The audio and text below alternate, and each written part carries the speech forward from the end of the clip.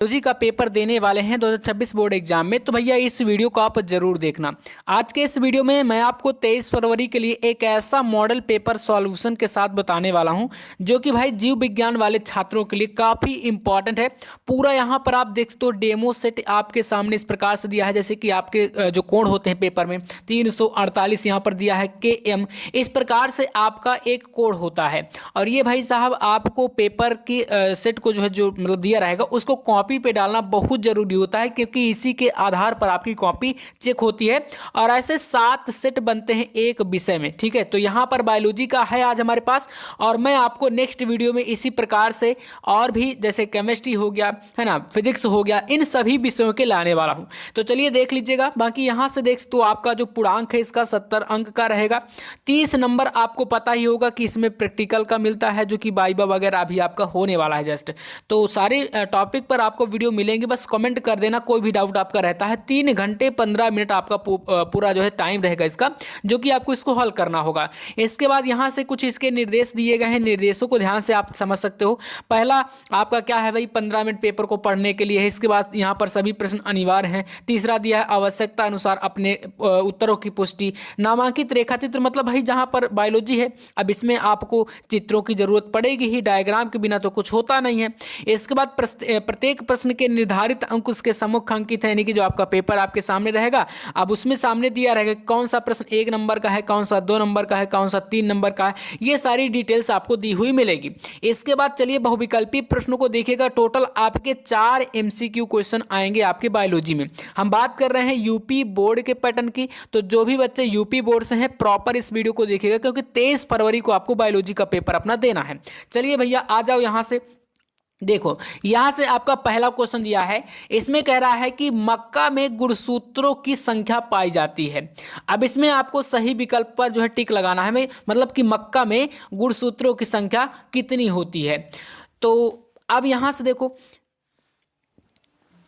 आपके सामने इसमें विकल्प दिए गए हैं, ठीक है। अब यहां पर जो विकल्प दिए हैं आपके सामने 4 इस तरीके से रहेंगे। देखो यहां पर आपके पास पहला है, दूसरा है, तीसरा है, चौथा है ना। तो अब यहां पर आपको राइट आंसर पर टिक कर देना। यहां पर आपको पता है कि भाई मक्का में जो गुणसूत्रों की संख्या होती है 20 होती है ना, तो आप इसमें लगा दोगे डायरेक्ट इस प्रकार के 20। तो सेकंड नंबर विकल्प जैसे सही है। अब टोटल आपके 4 विकल्प रहेंगे, जैसे क्लाइनफिल्टर सिंड्रोम में लिंग गुणसूत्रों की संख्या कितनी होती है।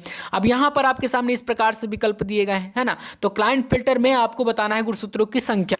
तो यहां से देखो आपके सामने, अब देखो क्लाइनफिल्टर होता है एक, आपका आपने पढ़ा होगा टर्नर सिंड्रोम होता है, ठीक है। तो क्लाइनफिल्टर सिंड्रोम एक, टर्नर सिंड्रोम। तो यहां पर इसमें आप बात करें गुणसूत्रों की संख्या, इसमें होती है 47, आपको पता है ना, जब ये विकार उत्पन्न होता है। लेकिन लिंग गुणसूत्रों की संख्या जब बात करें तो आप याद रखिएगा उसमें होता है XY।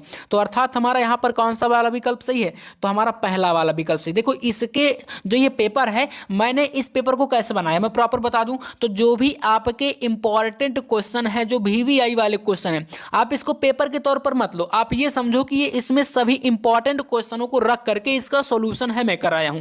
तो कर लीजिएगा। पहला देखो इसका सही है। ऐसे ही कह रहा है कि पादप कोशिकाओं में क्लोनिंग के लिए उपयुक्त संवाहक, तो इसमें आपको पता होगा TI जो प्लाज्म से होता है, यही आपका इसका क्या है सही विकल्प हो जाएगा। इसको एक एग्रोबैक्टीरिया बोलते हैं, इसी के अंतर्गत ये पाया जाता है पार्ट आपका। तो आपका सेकंड ऑप्शन इसमें सही हो जाएगा। नेक्स्ट क्वेश्चन भैया आपका यहां पर लास्ट जो है विकल्प कह सकते हो, लास्ट क्वेश्चन कह सकते हो।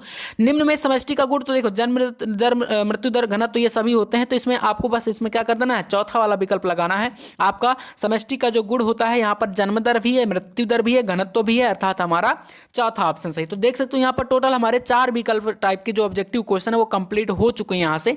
अब यहां पर आपका स्टार्ट हो जाता है अति लघु उत्तरीय प्रश्न, जो कि यहां पर देखोगे सभी क्वेश्चनों का सॉल्यूशन मैं आपको बताऊंगा। चलिए तो आ जाओ भैया। प्रश्न संख्या 2 का पहला क्वेश्चन, लीडिंग कोशिकाओं के क्या कार्य हैं। काफी इंपॉर्टेंट क्वेश्चन है, और ये जो प्रश्न होते हैं ना अति लघु उत्तरीय 1 अंक के लिए होते हैं सभी, ठीक है। ध्यान समझना, और प्रॉपर मैं बता रहा हूं कि कैसे लिखना है, कैसे आंसर करना, सारी चीजों को बस अंत तक देखते जाना। बायोलॉजी वाले छात्रों को बहुत ही मजा आने वाला है, और लगातार ऐसे में आपको 7 सेट एक सब्जेक्ट में कराऊंगा भी। देखो आंसर देखो, लीडिंग कोशिकाओं की जो कार्य होते हैं मुख्य रूप से होता है टेस्टोस्टेरोन, जो कि हार्मोन्स होता है एक प्रकार का, और जैसे कि एंड्रोजन जो कि आपका फीमेल्स में होता है, टेस्टोस्टेरोन आपका मेल्स में होता है, का उत्पादन करता है और स्राव भी वृद्धि करना इसका मुख्य कार्य होता है। तो आपको बस इतना लगे, जो कि पुरुषों में शुक्राणुओं यानी जो स्पर्म होता है ना, शुक्राणु का उत्पादन और द्वितीयक लैंगिक लक्षणों के विकास के लिए आवश्यक होता है। तो बस इतना कार्य करना, क्योंकि 1 नंबर का है तो इतना ही आपको लिखना है इसका। नेक्स्ट देखो यहाँ पर आपका क्वेश्चन है कि कोकेन कोका किस पौधे से प्राप्त होता है। तो भैया यहाँ पर ये कोका पौधे से, ठीक है ना, ये पौधे से। देखो आंसर आपको प्रॉपर दिया है, बट आपको लिखना इतना ही है। तो यहां से मेन आपको लिखना है इसका कि कोका पौधे की पत्तियों से प्राप्त होता है, और यह नाम कोका से आया जिसमें उपचार का प्रत्यय ईन लगाने से यह कोकेन क्योंकि इसमें एन लगाएंगे तो भाई कोकेन बनेगा, है ना। और ये केंद्रीय तंत्र का एक उत्तेजक और क्षुधा मारक होता है। इसके बाद नेक्स्ट क्वेश्चन कह रहा है कि अनुवांशिकता की इकाई क्या है। तो जीन होती है, ठीक है, सिंपल सा 1 नंबर का ये क्वेश्चन हो जाएगा। अगला क्वेश्चन यहां पर है कि डीएनए की द्विकुंडलित मॉडल किसने दिया था। तो ये मॉडल जो है जेम्स वाटसन ने, किसने दिया था, और फ्रांसिस क्रिक। क्योंकि आपने वाटसन और क्रिक का नाम सुना होगा, तो इन्होंने ही दिया था। और कब दिया था, तो 1953 में दिया था। क्योंकि भाई क्वेश्चन काफी देखो इंपॉर्टेंट है। डीएनए से एक प्रश्न आपका बनेगा, डीएनए आरएनए से अंतर भी पूछा जाता है, तो वो भी कर लीजिएगा।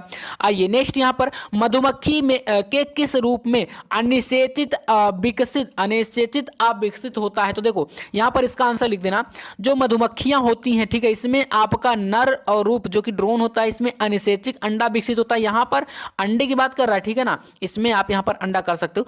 अंडा विकसित होता है क्योंकि यह प्रक्रिया अनिषेक जनन यानी बिना निषेचन के, जिसे बोलते हो पार्थेनोजेनेसिस, है ना, कहलाती है, जिसमें अंडे को निषेचन की आवश्यकता नहीं होती है और वह सीधे नर मधुमक्खी में विकसित हो जाता है, जबकि निषेचित अंडे मादा श्रमिक या रानी मधुमक्खी में बनते हैं। ठीक है, तो देखो सिंपल है, इसका आंसर आपको अंगा नंबर का कर लेना, इतना आपको इसमें लिखना है। ठीक है, यहां से भैया आपका स्टार्ट है लघु उत्तरीय और जो कि फर्स्ट प्रकार का क्वेश्चन, क्योंकि इसमें लघुत्तरी जो होते हैं प्रश्न, इसमें 2 प्रकार के, एक फर्स्ट प्रकार का, अभी नेक्स्ट आपके आगे जो है सेकंड टाइप के क्वेश्चन भी पूछे जाएंगे। तो पहले देखते हैं फर्स्ट प्रकार में पहला क्वेश्चन तीसरे का। यहां से तीसरा प्रश्न स्टार्ट है। ठीक है, यहां से ये तीसरा है और तीसरे में का नंबर क्वेश्चन इसमें कह रहा है कि प्यूरिन और प्रीमिडीन क्षारकों में अंतर दीजिए। तो एक तरफ है प्यूरिन बेस और एक तरफ है पिरिमिडिन, ये 2 प्रकार के क्षारक होते हैं। बात कर लेते हैं इनकी विशेषताओं में। पहले संरचना के आधार पर देखो इसमें क्या अंतर होता है। तो जो प्यूरिन बेस होता है, इसमें द्विवलय छल्ले यानी 2 छल्ले और एक 6 सदस्यीय और एक 5 सदस्यीय वलय आपस में जुड़े होते हैं। बात कर लेते हैं पिरिमिडिन में, तो इसमें एक वलय छल्ला होता है, केवल एक 6 सदस्यीय वलय का होता है।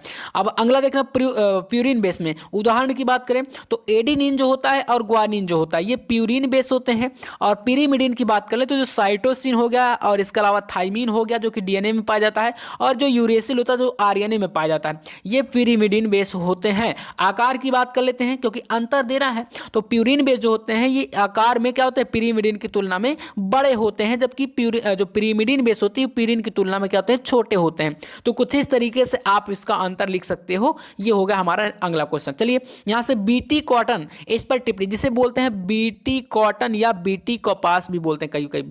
तो बीटी मतलब होता है बैसिलस थुरिनजेंसिस बोलते हैं इसको। ये एक बीट पिस जीव होता है। ठीक है, बीटी विष जीव होता है। और इसमें बात करें तो ये कीट प्रतिरोधी किस्म होती है, मतलब कीटों के नाश के लिए इसका उपयोग करते हैं। और जीवाणु से क्लोनिंग के द्वारा पृथक कर पौधों में कीटरोधी गुण उत्पन्न करता है, जिससे रोग उत्पन्न करने वाले कीटों का प्रभाव फसल पर नहीं पड़ता। इस प्रकार के कपास को वीटी कॉटन कहा जाता है।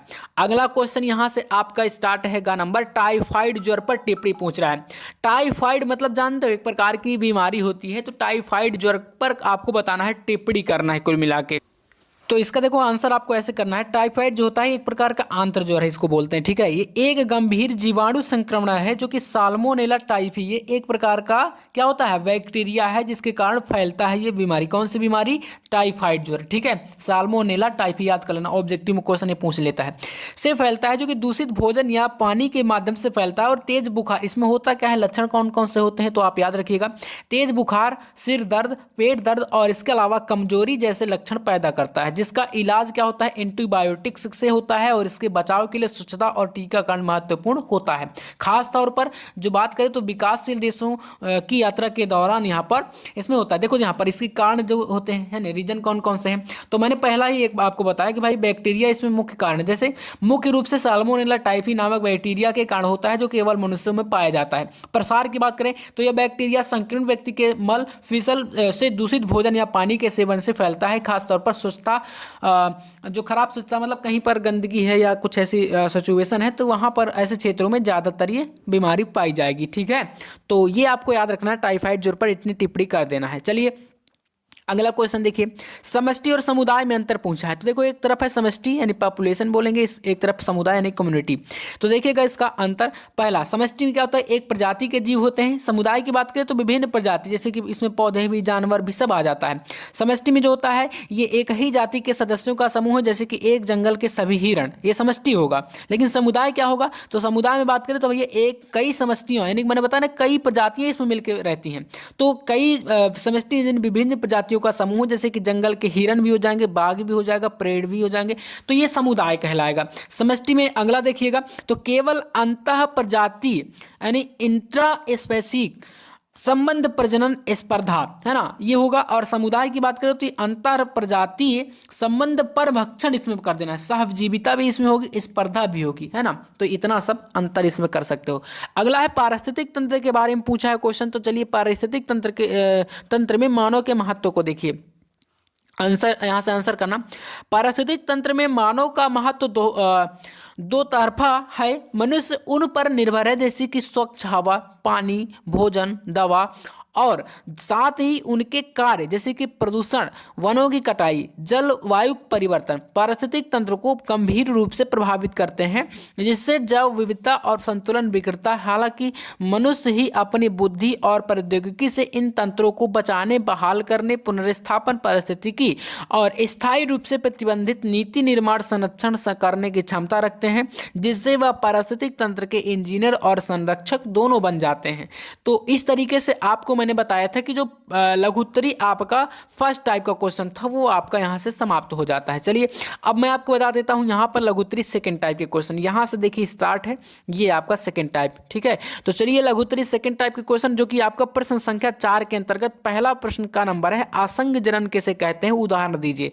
इसको बोलते हैं आसंग जनन यानी एपोमिक्सिस। चलिए तो भैया आसंग जनन एक ऐसी प्रक्रिया है जिसमें निषेचन यानी फर्टिलाइजेशन या परागण के बिना ही बीज का निर्माण होता है या हो जाता है, जिससे बनने वाला पौधा आनुवांशिक रूप से जनक पौधे के समान होता है। यानी यह अलैंगिक प्रजनन का एक रूप है जो कि लैंगिक प्रजनन का अनुकरण करता है, यानी उसी के अनुरूप चलता है। और इससे यानी इसमें युग्मक संलयन और अर्धसूत्री विभाजन की प्रक्रियाएं नहीं होती ही, इसी को हम बोल देंगे आसंग जनन। ठीक है ना। उदाहरण की बात कर लेते हैं, देखो उदाहरण पूछा था तो हमारा जो घास जिसे ग्रास बोलेंगे, ठीक है, कई घासों और एस्टर्सिया परिवार के पौधों में यह पाया जाता है, जैसे कि डेंडेलियन। ठीक है, और खट्टे फलों की बात करें तो इसमें भी होता है, नींबू हो गया, संतरा हो गया, जैसे कि पौधों में विजांडकाय की कोशिकाएं भ्रूण में विकसित हो जाती हैं, इसी को हम बोलेंगे आसंग जनन। ठीक है ना। चलिए अब नेक्स्ट क्वेश्चन आपका पूछा गया, इसमें कह रहा है कि न्यूक्लियोसाइड क्या होते हैं, समझाइए। चलिए न्यूक्लियोसाइड के बारे में देख लीजिए भैया। न्यूक्लियोसाइड एक जैविक अणु है। क्या होता है, जैविक अणु है जो एक नाइट्रोजनी क्षार यानी जो बेस होते हैं एक 5 कार्बन वाली शर्करा यानी पेंटोज शर्करा जिसे बोलेंगे, ठीक है ना, शुगर, राइबोज या डीऑक्सी राइबोज के जुड़ने से बनता है, जिसमें फास्फेट समूह नहीं होता है। यह न्यूक्लियोटाइड्स का एक मूलभूत हिस्सा है जो कि डीएनए और आरएनए, क्योंकि डीऑक्सी राइबोज शर्करा आपकी और राइबोज शर्करा डीएनए और आरएनए में ही पाई जाती है। जैसे न्यूक्लिक अम्लों के निर्माण खंड, और सरल शब्दों में कहें तो क्षार और शर्करा, इन दोनों के मिश्रण को हम क्या बोलते हैं, न्यूक्लियोसाइड्स बोलते हैं। ठीक है ना, वही यहाँ पर देखो लिखा गया पूरा। ठीक है ना, तो इस तरीके से कर दीजिएगा। जबकि न्यूक्लियोटाइड क्षार और शर्करा फास्फेट होता है। न्यूक्लियोसाइड के कुछ मुख्य घटकों की बात कर लेते हैं, तो इसमें कौन कौन से जैसे कि घटक होते हैं, तो प्यूरिन बेस जो होते हैं, एडेनिन और ग्वानिन होते हैं, और पैरिमिडिन जिसे बोलते हैं उसमें साइटोसिन जो कि सी, और थाइमिन जो कि टी, और यूरेसिल जो कि यू, ये क्षार आते हैं। तो इनको 2 भागों में प्यूरिन और पैरिमिडिन बांटा गया है। तो आपका ए यानी एडेनिन और जी यानी ग्वानिन, ये 2 क्षार आपकी प्यूरिन है, और जो आपके यहाँ पर यू और टी और सी जो कि यू का मतलब आपका यहाँ पर यूरेसिल, टी का मतलब थाइमिन और सी का मतलब साइटोसिन, ये सब क्या है, पैरिमिडिन बेस है। उम्मीद है समझ गए होंगे। चलिए अनुवांशिक इंजीनियरिंग पर टिप्पणी पूछा है तो आंसर देखिएगा, देखो यहाँ से, अनुवांशिक इंजीनियरिंग जीवों के डीएनए में कृत्रिम रूप से बदलाव, कृत्रिम मतलब कि मनुष्य जो करते हैं, बदलाव करने की एक प्रक्रिया है जिसमें जीन को हटाया, बदला या डाला जा सकता है ताकि जीवों के गुणों में सुधार और परिवर्तन किया जा सके, जो कि डीएनए पुनर्योगज आपने सुना होगा, तकनीकी जिसमें डीएनए रिकम्बनेंट होते हैं, मतलब जोड़े जाते हैं, मतलब एक प्रकार की टेक्नोलॉजी के थ्रू का उपयोग करते हैं जिससे कि बेहतर फसलें, दवाएं, इंसुलिन और अनुवांशिक रोगों के उपचार की संभावनाएं बढ़ती हैं।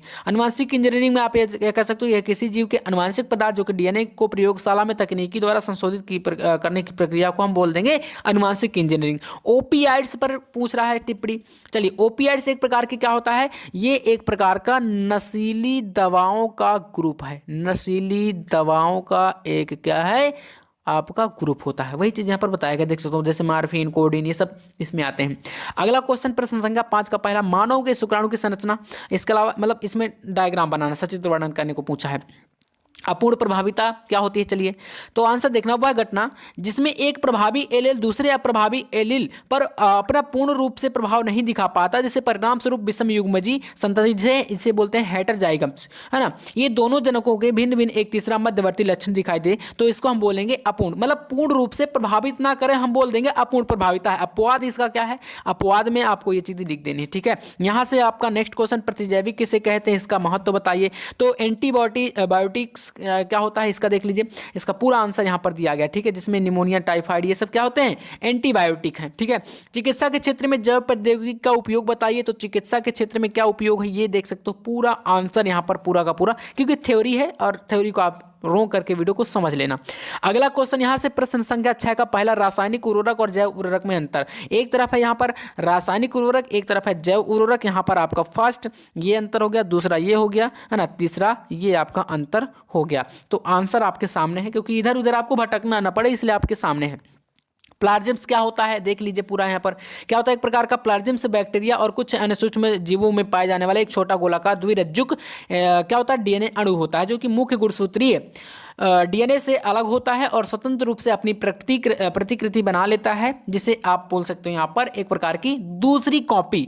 ये एंटीबायोटिक प्रतिरोध जैसे कि उपयोगी जीन ले जाते हैं और आनुवांशिक इंजीनियरिंग में जीन क्लोनिंग और जीन थेरेपी के लिए वाहक वेक्टर के रूप में उपयोग किए जाते हैं। पादप अनुक्रमण किसे कहते हैं, देखिए इसका आंसर यहाँ से, तो यह एक पारिस्थितिक प्रक्रिया है जिसमें एक स्थान पर वनस्पति धीरे धीरे बदलती है और जिससे एक प्रजाति की जगह दूसरी प्रजातियां ले लेती हैं और अंततः एक स्थिर पारिस्थितिक तंत्र बन जाता है। इसके प्रकारों की बात करें तो प्राथमिक अनुक्रमण और एक द्वितीयक अनुक्रमण, जो कि ये आपके दिए गए हैं, दोनों को देख लीजिएगा, ठीक है। यहाँ से प्रतिरक्षा क्या होती है, जिसे इम्यूनिटी बोलते हैं, ये इसका आंसर पूरा दिया है एक प्रकार से। प्रतिरक्षा मतलब शरीर में बाहर से आने वाले रोगों से लड़ने की क्षमता को हम बोल देंगे यहाँ पर प्रतिरक्षा।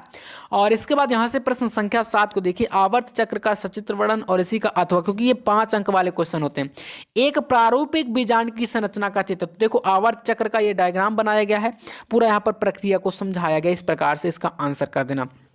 8वां देखिए, जीवन की उत्पत्ति से संबंधित ओपेरिन के सिद्धांत और इसी का अथवा प्रश्न है, निम्नलिखित पर टिप्पणी। तो अगर इसको नहीं करोगे तो फिर इन टिप्पणियों को कर देना, जैसे कि वर्णांधता। तो चलिए देखो, कलर ब्लाइंडनेस क्या होती है, वर्णांधता, इसमें क्या होता है, आंखों का एक ऐसा दोष है जिसमें व्यक्ति के कुछ खास करके जैसे रंग होते हैं, लाल रंग, हरा रंग, इनके बीच अंतर नहीं कर पाता, क्योंकि इसमें क्या होता है, रेटिना की रंग संवेदी कोशिकाएं जो होती हैं वो ठीक से काम नहीं करती और अक्सर ये आनुवांशिक होता है, जो कि पुरुषों में अधिक पाया जाता है, इसलिए हम इसको बोल देंगे वर्णांधता। नेक्स्ट टिप्पणी इसी में थैलीसीमिया के बारे में पूछा है। थैलीसीमिया क्या होता है, तो ये माता पिता से मिलने वाला एक वंशानुगत रोग है जो कि लाल रक्त कोशिकाओं में हीमोग्लोबिन के उत्पादन को प्रभावित करता है, जिससे शरीर में अंगों तथा ऑक्सीजन नहीं पहुंच पाती और लक्षण होती है थकान, कमजोरी, त्वचा का पीला पड़ना, इस प्रकार के कुछ लक्षण होते हैं जो कि थैलीसीमिया है। इसके प्रकार की बात करें, 2 प्रकार का होता है, एक अल्फा थैलीसीमिया, एक आपका बीटा थैलीसीमिया, दोनों को यहां पर बता दीजिएगा।